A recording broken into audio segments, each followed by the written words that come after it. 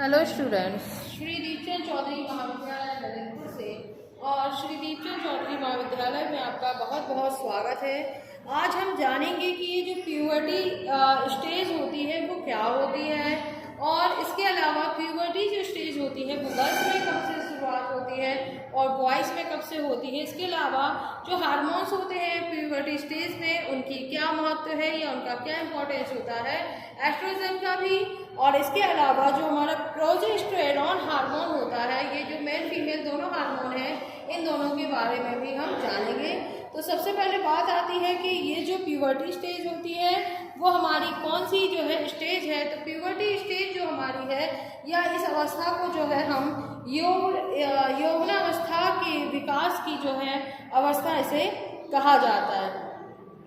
ये बाल्यावस्था की जो समाप्ति के बाद, यानी जब हमारा जो चाइल्डहुड ईयर होता है उसकी जो है एंड्स के बाद और इसके कुछ पहले जो है ये प्रारंभ हो जाती है और इसके अलावा एडोलेसेंस के शुरुआत में कुछ समय तक जो है ये चलती रहती है और यह जो अवस्था होती है वो संक्रमण की अवस्था होती है और बाल्यावस्था को किशोरावस्था से मिलाने का काम भी जो है ये अवस्था करती है। अब बात आती है कि बालिकाओं में ये कब प्रारंभ होती है और बालकों में कब होती है। तो ये बालिकाएं होती हैं यानी जो गर्ल्स है, गर्ल्स में ये 10 to 14 ईयर एंड बॉयज़ में ये जो है 12 to 16 ईयर जो है इसमें होता है। और किस में ये कब आरंभ होगी ये बिल्कुल स्पष्ट रूप से हम नहीं कह सकते हैं।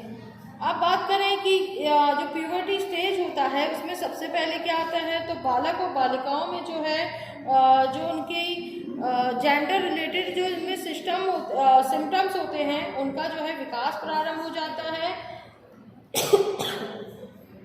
इसके अलावा इनका जो इनके सिम्टम्स हैं उनका विकास चलता रहता है और इसके साथ साथ जो जनन अंग होते हैं उनमें भी जो लिंग जो कोशिकाएं होती हैं उनकी जो उत्पत्ति है वो होने लगती है। इसके अलावा जो गौण लैंगिक लक्षणों का जो विकास है वो पूर्ण हो जाता है और इसके साथ साथ जो जननेंद्रियां होती हैं वो मैच्योर होकर के अपना जो फंक्शन जो है वो करने लगती हैं। अब इसको कहते हैं हम जनन ग्रंथियां जो होती हैं वो पुरुष जनन ग्रंथियों को अंड ग्रंथियां और टेस्टिस और स्त्री जनन ग्रंथियों को जो है अंडाशय या ओवरीज कहते हैं। और इस अवस्था में जो है पिट्यूटरी जो ग्लैंड होती है उससे निकलने वाला जो हार्मोन होता है जो जनन ग्रंथियों की वृद्धि और क्रिया में सक्रिय रूप से जो है भाग लेता है, जिससे बालक और बालिकाओं में जो है गौण लैंगिक लक्षणों या सेकेंडरी सेक्स कैरेक्टरिस्टिक्स का जो है विकास होता है। और हार्मोन की कमी होने पर इस अवस्था का विकास जो है देर से होता है और अति क्रियाशीलता होने पर जो है इस अवस्था के लक्षण समय से पूर्व आ जाते हैं।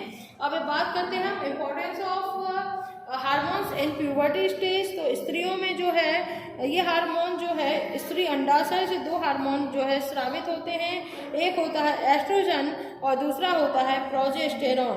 अब बात आती है एस्ट्रोजन की, तो ये सेक्स हार्मोन जो है एक फीमेल में जो उसकी ओवरीज होती है उसके द्वारा जो है ये उत्पन्न होती है और इसके द्वारा जो बालिकाओं के शरीर में जो है कई चीज़ों का निर्धारण होता है। जैसे एक होता है हमारा प्यूबर्टी, दूसरा हमारा मेंस्ट्रुएशन, तीसरा हमारा प्रेगनेंसी और लास्ट में जो आता है वो आता है आपका मेनोपॉज। जिस अवस्था में जो है इस हार्मोन से बनने से कई जो है फिजिकल चेंजेस आते हैं। जैसे सबसे बड़ा चीज़ होता है कि इसमें शरीर में जो फैट का जो है जमाव और विशेष रूप से जो हिप होते हैं और जो आपकी थाइज होती हैं उसमें होता है। और इसके अलावा जो ओवरीज है उसमें जो गर्भाशय और योनि का जो है मैच्योर होना, इसके अलावा जो है मेंस्ट्रुएशन की शुरुआत होना, ये जो है लक्षण जो है इसमें उत्पन्न होते हैं। इसके बाद जो आता है आपका प्रोजेस्टेरॉन, तो इसे जो है प्रेगनेंसी हार्मोन यानी प्लेसेंटा कहते हैं।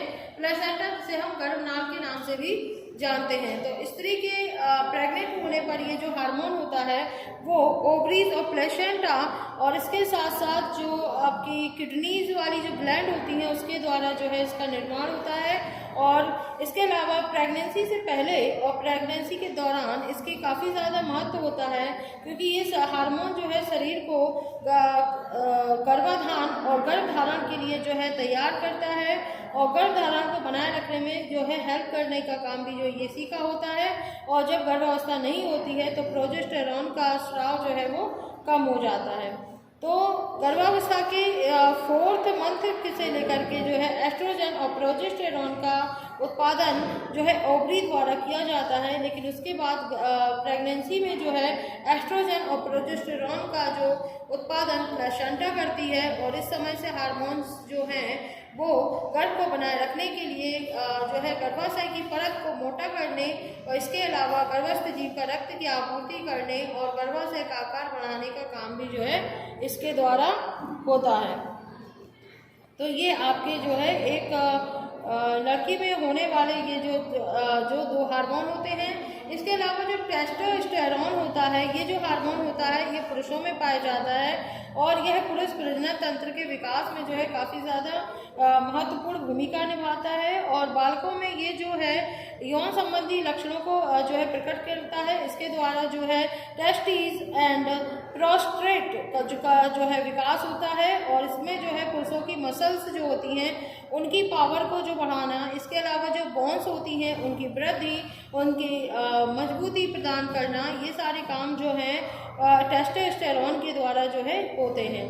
तो आपने इसमें प्यूबर्टी स्टेज के बारे में देखा कि गर्ल्स में और बॉयज़ में किस एज पर आती है। इसके अलावा प्यूबर्टी स्टेज में जो हार्मोन्स होते हैं उनके क्या महत्व होता है और जो महिलाओं में 2 आपके हार्मोन्स होते हैं एस्ट्रोजन एंड प्रोजेस्टेरॉन, इन दोनों के बारे में, और पुरुषों में जो पाया जाता है टेस्टोस्टेरोन, इस हार्मोन के बारे में भी जो है क्लियर कर चुके हैं। इसके अलावा इन अवस्थाओं में जो है बालक और बालिकाओं में क्या चेंजेस होते हैं उनके बारे में हम नेक्स्ट क्लास के माध्यम से जानेंगे। धन्यवाद।